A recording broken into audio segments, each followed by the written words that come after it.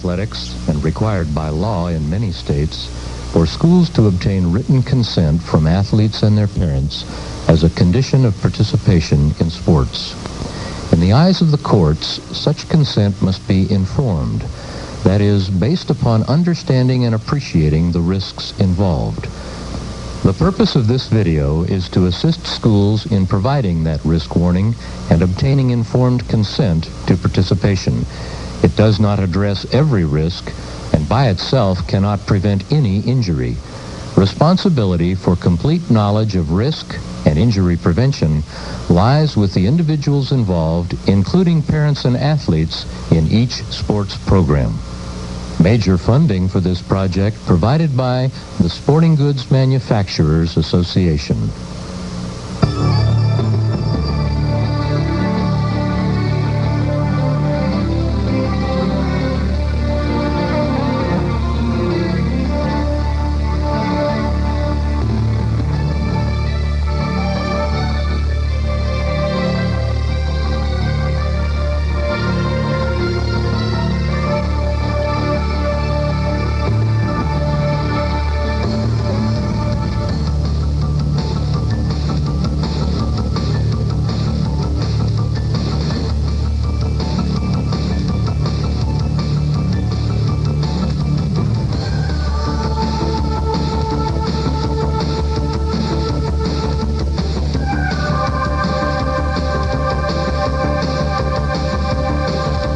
Organized sports can provide excellent opportunities for the growth and development of young people.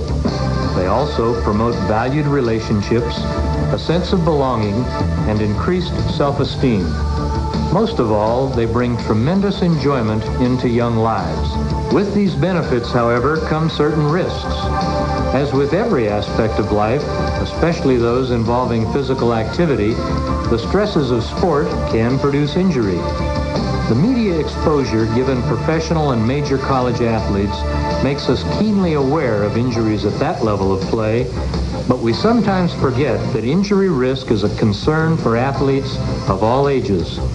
These traumatic occurrences may range from virtually inconsequential to extremely severe, with life-changing, even fatal consequences.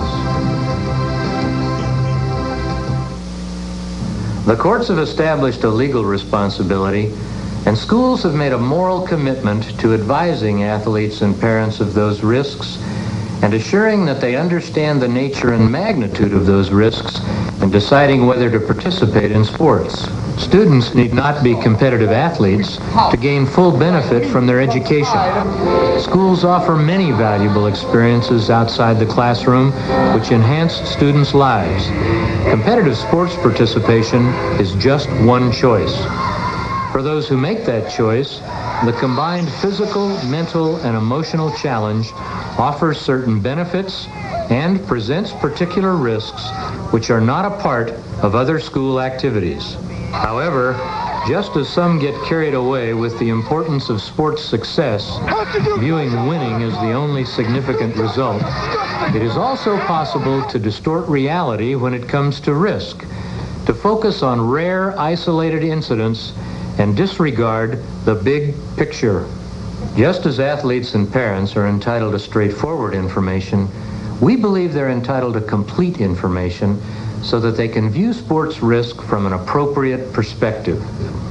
This requires not only knowing the nature and magnitude of the risk, but the likelihood of sustaining significant injury, the balance between sports risk and benefit, and how sports risk compares with everyday life.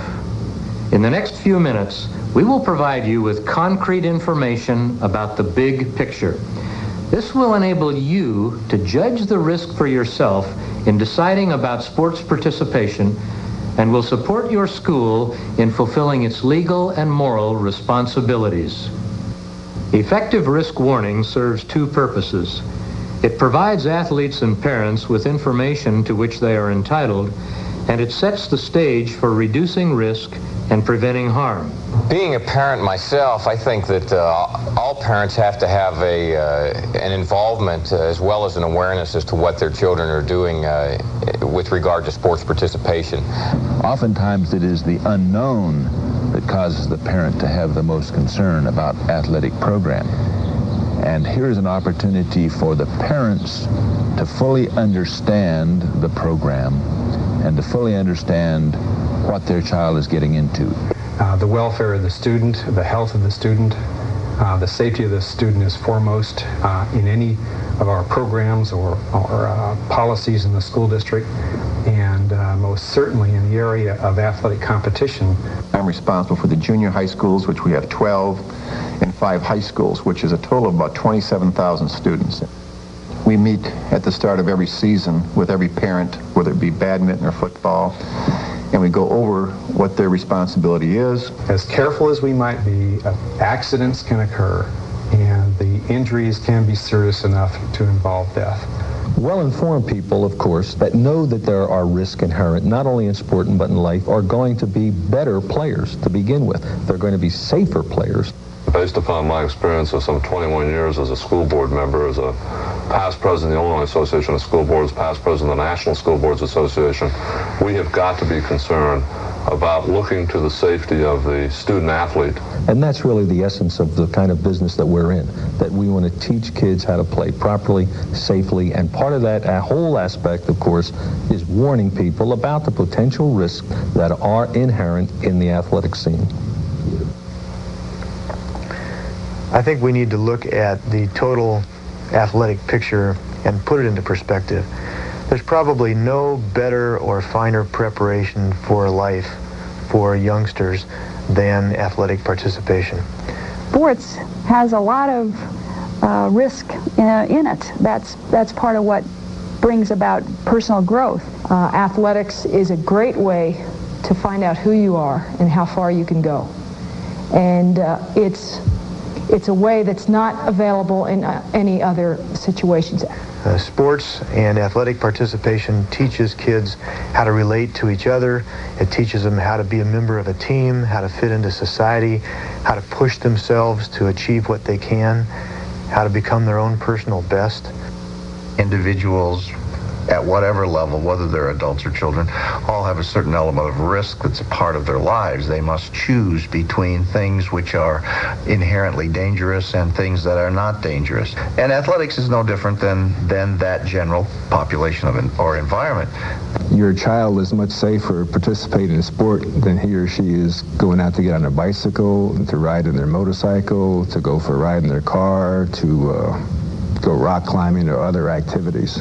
So high school sport is fairly safe when you compare it to other activities kids are taking part in today. There is a wide scope of injuries in sports.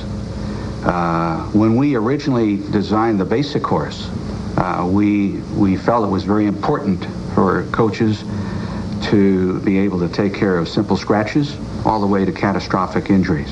People tend to try to deny the fact that the injuries are a part of the sport and that this sport is better than that sport because it doesn't get any injuries. And I've not found that to be the case. Obviously, there are risks in every sport. The risks may be greater in some of our contact sports, such as football, but there can be significant risk even in swimming. Then the injury risk goes up. And it goes up with each year of experience and competition, and with each pound of muscle that you put on and power that you add from that muscle. With the advent of strength coaches, nutritionists, biomechanists, athletic trainers, all the whole field of sports medicine, certainly the intensity level grew, and so obviously the degree and severity of injuries grew right with it. So by the time you get to be a senior in high school, the injury risks have gone up considerably. By the same token, most of the injuries we see in sport are not serious. I have taken care of teams for 20 years, taken care of 3 different high schools. Nearly 75% of the injuries that occur are what we call minor, and those are individuals which would miss or be restricted from their participation in that sport for 7 days or less. If you look at the kinds of injuries that keep individuals out for over 21 days, let's say for over 3 weeks, only about 11 or 12%. Even when you consider that, the vast majority of those do not have long-term biological impact, as it were. Sports are fairly safe, and I think that sometimes when we're making all these preparations, our hearts start to throb and we wonder, will it ever happen? Well, in my experience over the last 18 years, I've really never had a life-threatening situation. One of the things that is always interesting to me is what happens to players later on in life. We have seen youngsters, young women who have been involved in soccer activities who have just sprained their knee a dozen times. And when they come in, they have significant degenerative arthritis, which will affect them substantially long-term. Neck injuries, if you're one that keeps getting neck pain and getting stingers, they may not go away. Minor things like lifting weights, you get this minor nagging back pain, and we see disc degeneration, we see arthritis happening, and that leads to a life of being able to expect anyway, having a permanent problem with your back. There are many more similarities in males and female athletes than there are differences, but what are those differences? What should be looked for? In some sports that we have both boys and girls competing in, we will see very often different injuries within that same sport. Female athletes and their parents must be aware of concerns unique to them and of the materials available to educate them about those issues. When athletes are missing a paired organ or have other significant disabilities, the risk issues must be carefully addressed with their family physician and the sports medicine professionals working with the athletic program. Although they rarely occur, it is important to specifically address the catastrophic risks most prevalent in sport. Unfortunately, there are devastating injuries that do occur in sport. One of these injuries is to the neck, where there is a quadriplegia, which means that all four extremities are paralyzed. It involves the mechanism of usually being hit on the crown of the head. It can occur in cheerleading, it can occur in diving. More frequently, we see it in a sport such as football. Certainly, the head-first slide in baseball and softball, the technique is something where you're putting your head out in front of you. And it's an unbelievable event when it happens. It affects entire communities, it affects careers, it obviously affects the person who had it happen to them, and it's permanent. Fortunately, this situation of the devastating injury where you end up with a permanent paralysis is very rare. Athletes fall and they hit their heads. Whenever there is contact to the head, there is a chance of serious injury. So many of the more catastrophic injuries occur at such tremendously low rates of incidence that it is very difficult to even understand how they occur, let alone try and understand how to prevent them. I think we need to continue to educate the consumer of the limitations of those products, because they simply won't prevent all of the injuries that occur.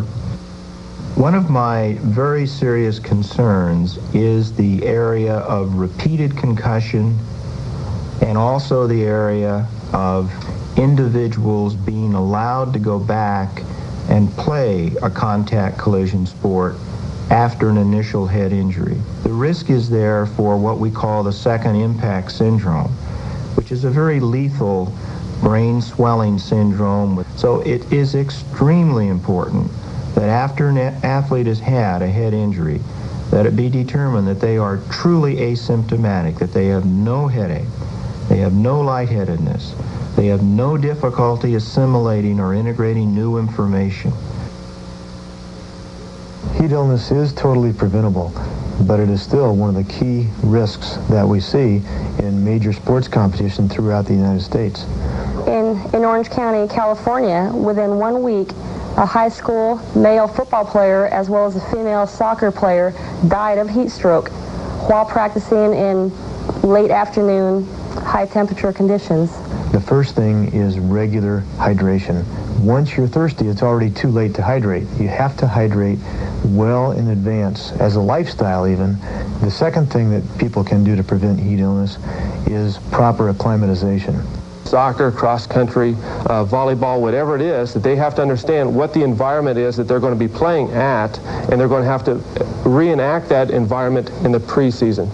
The young athletes who die suddenly during sporting activities are found almost invariably to have severe cardiac pathology or heart disease. What we're trying to do when we do pre-participation examinations or set up systems to lower that risk is look for the patients or the athletes at risk. So if they've had previous problems or present symptoms, if there's a family history of cardiac problems, this has to be brought to the attention of the physicians examining the athletes as well. The risk is very, very low. If we're talking of around 10 cardiac deaths per year in high school athletes among the millions of participants. Substance abuse is still one of the major problems that we see in all levels of athletic competition, but especially the junior high and high school levels. Alcohol is a huge problem. It's a big part of socialization. It's pretty well accepted by adults as okay. I think I've also seen a rise in other recreational drug use. I do a survey every year in my health class, and I've seen a slight increase in the amount of students that are using marijuana. Another drug that's increasing in use is methamphetamines. We're on a campaign right now in my department on steroid abuse. At any given moment, over 400,000 kids in the United States are taking steroids. Many athletes who use steroids find that they have chronic overuse injuries, they have chronic connective tissue disease type injuries, and they have even rupture of the connective tissues. Eating disorders have been estimated in athletics as being as high as 20%. And when I say eating disorders, I'm talking about anorexia, bulimia, or a combination of both. There's a great myth in athletics that eating disorders is something that only happens to women. It only happens to gymnasts and cheerleaders, and that's not the case. We are finding that a large number of people who suffer eating disorders are males. Society today is full of dysfunctional behaviors. In an athlete, sometimes you need to be more concerned. And it devastates the child, it devastates the parents, it devastates the team. It needs to be detected when it first starts, which is commonly about 15 or 16 years old. We need to put this in perspective in this athletic context. And the reality is you'd probably have a better chance of being struck by lightning than to transmit AIDS on the field of competition. The state Interscholastic Association has made rule changes where an athlete who has a blood spill needs to come out of a game. But even though we do that as an intelligent maneuver, that shouldn't be mistaken for a fear or a risk of somebody giving another athlete AIDS. The catastrophic injury that everyone is always so concerned about do occur. We have to admit that, and we have to realize that. But we also have to keep in mind that those are extremely rare based on the tremendous amount of opportunity for that to occur and the very, very, very few times that it does. The final component of understanding and appreciating risk is awareness of what we can do about it. To coach in our school district, they have to have completed a program in the care and prevention of athletic injury. It's called BASIC. We also require them to be certified in CPR. But nothing replaces the quality of the instruction that child is going to have in the performance of that athletic activity. Knowledge of the fundamental rules of the game has to be imparted to its participants so that everyone's playing the same game. Those things, I think, are critical with regard to preventing injuries. Well, in advance of the season, I like to make sure that the kids, the athletes, understand of what the responsibilities are going to be physically. I think the pre-participation screening is important in that it just uncovers problems that might be potentially dangerous to athletes. Every time you put a piece of protective equipment on, take a look at it and report if it looks different, feels different. If it doesn't feel right, it needs attention of some sort. It's very important that the high school athletes thoroughly understand that it's okay to report symptoms. If there is a problem, they should tell someone about it right away, seek proper treatment, and in turn, they'll be able to play much better for a much longer period of time. And it needs to be a team approach, but the bottom line is it's the individual's responsibility. They need to take charge. We've covered a lot of ground very quickly. Fortunately, you have knowledgeable people in your own program and community who can provide more detailed information and answer any questions you may have about sports risk. We truly believe in the value of sports participation. I have 6 children. They're all adults now, but they were all involved in some aspect of competitive sports, ranging all the way from recreational youth swimming and soccer up to collegiate volleyball and football.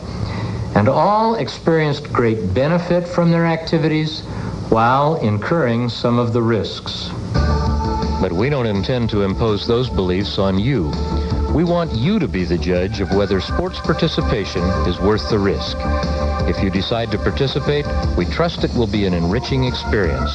But whatever your decision, we wish for you a healthy and successful life.